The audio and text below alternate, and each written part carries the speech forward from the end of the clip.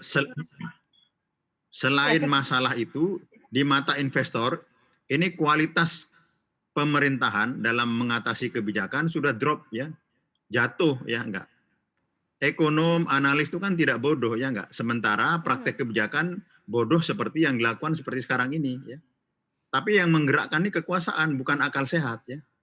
Jadi di sekitar Presiden Jokowi itu banyak yang tidak berakal sehat dan melakukan praktek-praktek seperti ini ya. Dan nanti Presiden diberikan argumen ya, sehingga masuk kan Presiden bukan berasal dari ekonomi ya.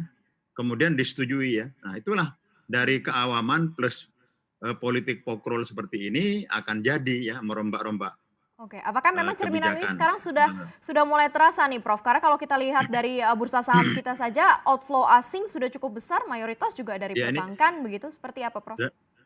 ya dunia moneter, pasar modal ya, perbankan itu investasi itu sangat sensitif ya.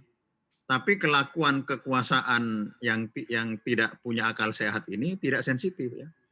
Jadi kita sekarang kekuasaan ekonomi dibimbing oleh kekuasaan yang kualitasnya rendah. Ya. Jadi inilah serendah-rendahnya kekuasaan ya di dalam bidang politik. Masuk ke dalam bidang yang profesional, yang memerlukan sentuhan profesional, tapi pemimpinnya tidak profesional. Ya. Jadi tidak ketemu. Itu sama dengan punya presiden punya mobil yang bagus, mewah, Mercedes-Benz, tapi untuk ngangkut rumput, ya, atau untuk ngangkut batu bata. Itu nggak cocok antara perilaku pemerintahan sekarang dengan keberadaban sistem ekonomi, nggak cocok.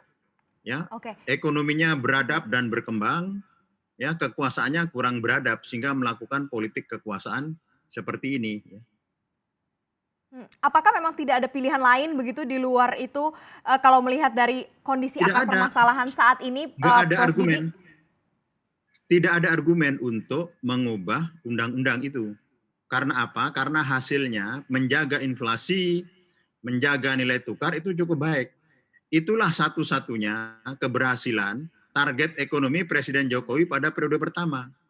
Target yang lain ya penurunan kemiskinan, pertumbuhan ekonomi, ya defisit neraca berjalan, ekspor impor tidak tercapai semuanya kecuali satu ini. Nah, yang berhasil malah mau dirombak sehingga lebih amburadul. Ya. Nah, ini harus dikoreksi sebenarnya oleh profesional, ya karena kekuasaan yang menyentuh ini jumut, ya. Akar Jadi kita permasalahannya apa sih sekarang Prof? ini Kalau akar mungkin dari masalahnya kabinet politik, ya. dari sisi Jokowinya ini sendiri dan Akar kabinetnya? masalahnya akar masalahnya politik kapasitas, ya enggak? Jadi kepemimpinan ekonomi itu tidak punya kapasitas yang memadai, ya. Sekarang ini sistem keuangan, sistem moneter, sistem bank sentral sudah beda dengan tahun 70. Sekarang tahun 2020. Tetapi mereka menganggap ini seperti tahun 70-an dan bisa dilakukan dengan praktek kuasa Ken Arok. Dan ini terjadi di mana-mana ya. Terjadi juga misalnya penyelesaian COVID berkelahi dengan Pemdanya. Kemudian undang-undang KPK yang sudah bagus digergaji. Ya enggak, DPR yang baik kekuasaan legislatifnya dihilangkan. Jadi ini adalah situasi tidak normal dari situasi tidak normal. Pemerintahan yang tidak normal, situasi yang normal. Yang pemerintahan tidak normal di situasi yang tidak normal. Mestinya situasinya tidak normal, pemerintahnya lebih normal. Termasuk melakukan penggergajian kepada BI ini. Ini sebenarnya bukan hal yang urgen. Yang urgen sekarang masalah kesehatan COVID.